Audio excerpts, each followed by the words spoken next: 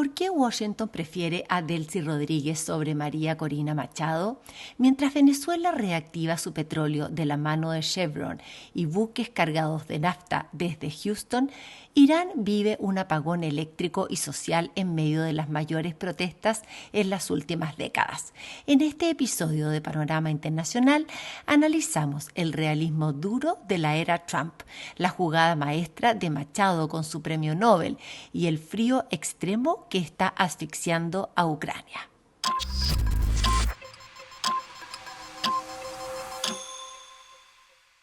Conoce los temas que mueven al mundo a través de las grandes noticias de la semana. Esto es Panorama Internacional por Ilumarse, porque un mundo que se entiende se vive distinto. Iniciamos esta revisión de noticias en Irán porque en Teherán se están viviendo las mayores protestas de los últimos años, mientras que el presidente Donald Trump advierte que está listo para ayudar.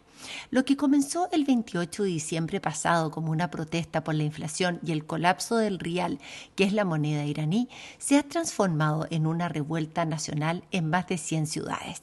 El régimen ha cortado la energía eléctrica y el internet para ocultar la magnitud de la represión. La población iraní ya lleva más de 60 horas sin suministro en medio de un apagón. El costo humano es alarmante. Los informes ya hablan de más de 500 muertos y cerca de 10.000 detenidos. Hay denuncias de uso de municiones reales y de ataques dentro de hospitales. Irán no solo vive una crisis económica, vive un desafío existencial al sistema de los ayatolas. Mientras que la mayoría de los protestantes gritan pan, libertad y fin a un sistema que los tiene asfixiados, otros gritan el nombre de Reza Pahlavi, el hijo del último Shah que vive en el exilio en Estados Unidos. En declaraciones en un programa de Fox News, Reza Pahlavi ha apoyado las revueltas desde el exilio y declaró que está preparándose para regresar a Irán en la primera oportunidad posible. Asegura que está listo para derrocar al régimen clerical y liderar una transición. Desde 1979, con la llegada del ayatolá Jomeini y el derrocamiento del régimen del Shah, los iraníes han estado atrapados entre la nostalgia por la monarquía del pasado y el agotamiento de la teocracia del presente. En este contexto, Donald Trump ha elevado el tono, afirmando que Irán está mirando a la libertad y que Estados Unidos evalúa opciones muy fuertes.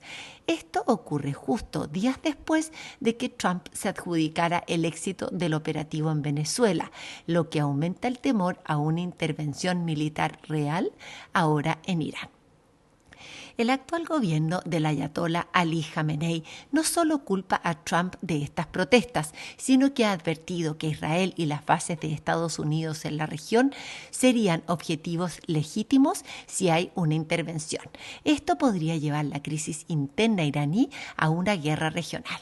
La gran pregunta de esta semana es si la presión en las calles y las afirmaciones de Trump harán que aumente la represión o si, por el contrario, llevarán a negociaciones que contribuyan a una liberalización del régimen clerical y, eventualmente, a su caída. Mientras las calles de Teherán gritan por la libertad, crece la tensión en Israel ante una posible intervención de Estados Unidos en Irán. Fuentes de seguridad en Israel confirmaron que el país ha elevado su nivel de preparación. Temen que un ataque de Trump contra el régimen de los ayatolas provoque una lluvia de misiles sobre Tel Aviv como represalia. No podemos olvidar que hace apenas 6 meses, en junio del 2025, Israel e Irán libraron una guerra de 12 días que incluyó ataques aéreos estadounidenses contra instalaciones nucleares en Irán. La memoria de ese conflicto está demasiado fresca todavía. Este sábado hubo una llamada clave entre Benjamín Netanyahu y el secretario de Estado de Estados Unidos, Marco Rubio. Aunque oficialmente fue una consulta de rutina, se filtró que habrían discutido planes de contingencia si Estados Unidos decide pasar de las palabras a la acción militar y atacar a Irán. Esta alerta máxima en Israel nos muestra que el gobierno de Netanyahu cree que las amenazas de Trump no son solo palabras, sino un plan de acción real que podría cambiar el mapa de Medio Oriente para siempre en cuestión de horas. Apenas una semana después de la captura de Nicolás Maduro, Washington activa la maquinaria financiera para reactivar el petróleo venezolano.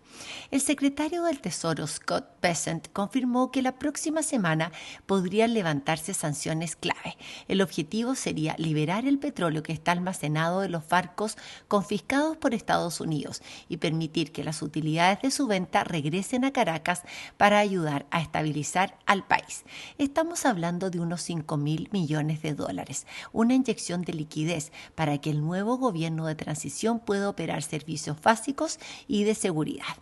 Para asegurar que cada dólar que entre por concepto de petróleo se quede en manos de la reconstrucción y no vaya a pagar juicios pendientes de la era Maduro, Trump firmó un decreto crucial que protege los ingresos petroleros de cualquier embargo de los acreedores.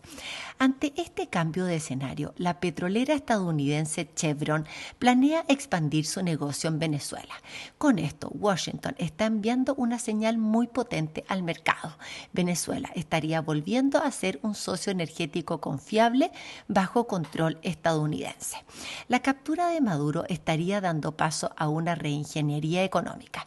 Washington busca convertir a Venezuela en el mayor proveedor estable de crudo de la región, usando al Fondo Monetario Internacional y a gigantes petroleras como Chevron para asegurar que la transición política no colapse por falta de dinero. Entonces, este pasado fin de semana marcó el regreso oficial del petróleo venezolano al mercado bajo control de Estados Unidos. En los puertos de Houston, un buque fue cargado con 460.000 barriles de nafta. ¿Por qué esto es tan importante?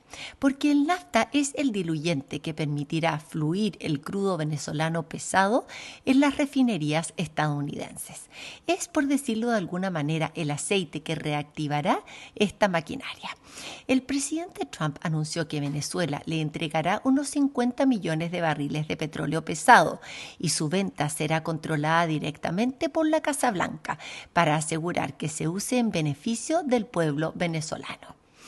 Hasta antes de la captura de Maduro, Rusia había sido el principal proveedor de nafta para Venezuela, pero con este nuevo envío desde Houston, Washington recupera el terreno perdido y busca sacar a Moscú de la infraestructura energética venezolana. Marca el regreso de la influencia directa de Estados Unidos en Caracas. Con el envío de nafta desde Houston, Estados Unidos no solo busca reactivar los pozos petroleros, sino que asume el control financiero total de las ventas. El crudo fluye, pero las llaves de la caja fuerte estarán, al menos hasta ahora, en manos de Washington. Y dentro de Venezuela, Delcy Rodríguez, la expresidenta de Maduro, ha jurado como su sucesora. ¿Por qué la Casa Blanca ha apoyado a Delcy Rodríguez y la ha elegido a ella y no a María Corina Machado para la transición? La administración Trump ha sorprendido al mundo respaldando a la vicepresidenta del régimen, Delcy Rodríguez, como figura de interlocución. Y al mismo tiempo ha descalificado públicamente a la líder opositora María Corina Machado. Los entendidos explican que la lógica detrás de estas acciones es el realismo duro de la administración Trump. Washington le teme al vacío de poder en Venezuela y a la posibilidad de que éste se traduzca en una guerra de guerrillas o en el caos total, como ha pasado y está pasando en Siria, por ejemplo, tras la caída de Bashar al-Assad. Trump estaría priorizando la estabilidad inmediata, está apoyando a, entre comillas, la dictadura sin el dictador. Washington ve a Delcy Rodríguez como una tecnócrata pragmática que entiende el lenguaje del capital extranjero y del petróleo. A diferencia de los sectores más radicales del chavismo, ella es vista como alguien con quien se puede negociar para estabilizar la economía rápidamente. Al menos hasta ahora, la prioridad del presidente Trump parece no ser la democracia, sino el orden, el petróleo y el control de daños tras la captura y la caída de Nicolás Maduro. No solo llama la atención el apoyo de Washington a Delcy Rodríguez, sino que la falta de apoyo a la líder de oposición María Corina Machado. Mientras que se le acaba de galardonar con el Premio Nobel de la Paz en el año 2025, la administración Trump le ha quitado a Machado todo el apoyo y ha señalado que ella es una figura débil dentro de Venezuela. Esto a pesar de que desde un primer momento la líder opositora le dedicó su premio a Donald Trump y ahora ha decidido ir más allá, asegurando que le gustaría transferir el premio al presidente de Estados Unidos. El Comité Nobel reaccionó de inmediato, diciendo que este premio no es transferible. Aseguró que estuvo muy bien asignado y que se justificaba por el trabajo incansable de Machado en favor de los derechos democráticos y de una transición pacífica en Venezuela. ¿Por qué querría Machado transferir su premio al presidente Trump? Aparentemente Machado entiende muy bien las leyes del poder que ya mencionaba Maquiavelo cuando decía: nunca eclipses al amo. Machado, sabiendo que Trump se siente frustrado por no haber ganado el Premio Nobel de la Paz, sabe también que es un líder que no tolera bien la frustración. Ahora que Washington ha preferido a Delcy Rodríguez y no a ella para liderar la transición, Machado quiere recordarle al presidente Trump que no puede abandonarla a ella, a la Nobel de la oposición. Machado ha hecho una jugada compleja. Ha convertido su prestigio internacional en un tributo al ego de Donald Trump.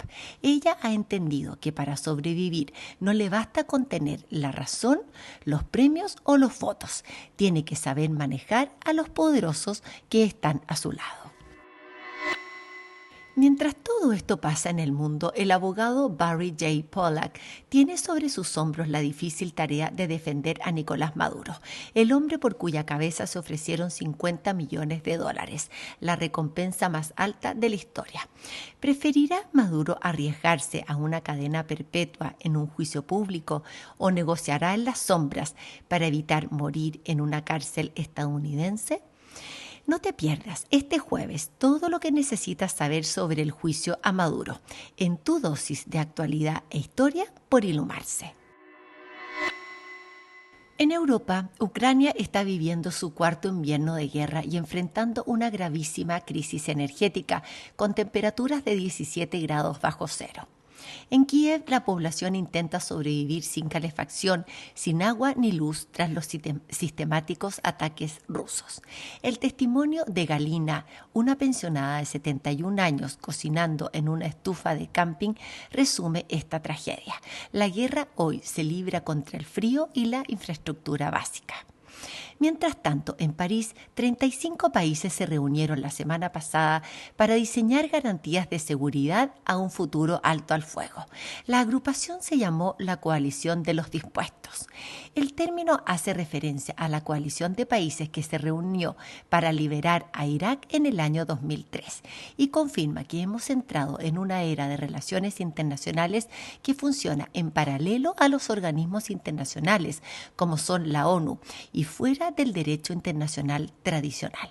Por primera vez desde que se inició esta guerra, el canciller alemán Friedrich Merz mencionó el despliegue de tropas alemanas para asegurar la paz, pero con límites estrictos. Pero, al menos en apariencia, Rusia no tiene apuro por negociar. Siente que el tiempo y la nueva administración en Washington juegan a su favor. Además, el invierno en ese hemisferio es la mejor arma de presión contra Ucrania y su población. ¿Te acuerdas de Robotina? La asistente robot que mantenía el orden en la casa de los supersónicos, la serie que se estrenó a principios de los 60. Bueno, Robotina podría estar pronto tocando a tu puerta. Este 2026 marcará el inicio de la era de los robots domésticos multipropósito. Empresas como One X, respaldada por NVIDIA, y Tangible AI están lanzando sus primeros modelos, que se llaman Neo y Edgy. Estos modelos no solo aspiran como la Rumba, sino que también pueden doblar ropa, lavar los platos y regar las plantas. Pero a diferencia de Robotina, estos nuevos agentes no tienen sentimientos ni sienten cariño por sus dueños. La mayoría son operados remotamente por humanos que guían al robot, mientras la inteligencia artificial va aprendiendo todo sobre nuestros a veces caóticos hogares. Tener una robotina cuesta hoy unos $20.000, cerca de 18 millones de pesos chilenos. Es por ahora un verdadero lujo, pero la apuesta es que se convertirá en el tercer bien más deseado después de una casa y un auto. Los supersónicos imaginaron este futuro en 1962, en plena carrera espacial. Hoy, 64 años después, estamos cerrando la brecha. La pregunta no es solo si el robot puede doblar la ropa y ponerla en tu closet, sino ¿qué haremos nosotros con ese tiempo libre? ¿Y qué tanto de nuestra privacidad estamos dispuestos a entregar a cambio de no lavar los platos nunca más? Si te gustó este episodio, compártelo, dale like y síguenos en Instagram y YouTube como Ilumarse. En un tiempo donde la información nos desborda y las opiniones se multiplican, Panorama Internacional vuelve cada semana para ayudarte a comprender los acontecimientos más importantes del mundo de hoy. Porque un mundo que se entiende, se vive distinto.